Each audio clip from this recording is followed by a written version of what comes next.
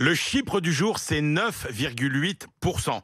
Jamais autant de ménages qui souhaitaient devenir propriétaires et qui avaient signé un compromis de vente pour acheter le logement de leurs rêves ne se sont vus opposer un refus de prêt par leur banque. 9,8% exactement en novembre, nous dit une étude de PAP.fr. C'était 2 fois moins il y a 6 mois et c'était 10 fois moins il y a un an. Sur les 10 dernières années, seuls 1 à 2% des ménages en moyenne se voyaient refuser un prêt. On est aujourd'hui donc sur un niveau 5 fois plus élevé et les refus de prêt touchent tous les types de profils, y compris les profils qui sont un peu les chouchous des banques, à savoir les salariés du privé en CDI, qui représentent un peu plus d'un cas sur deux de refus. Alors pour quelles raisons les banques sont-elles aussi sévères?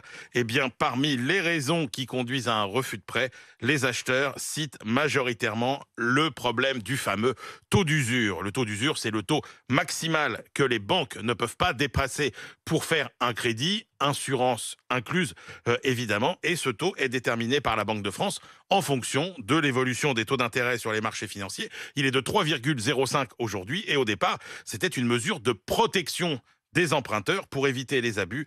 Aujourd'hui, il est trop bas pour que les banques gagnent de l'argent, donc elles préfèrent ne pas prêter. Les autres motifs qui arrivent ensuite pour le refus de prêt sont un taux d'endettement trop élevé, une situation professionnelle trop précaire. Et puis, intéressant, on note que le diagnostic de performance énergétique auquel les banques, eh bien, finalement, prêtent de plus en plus d'attention.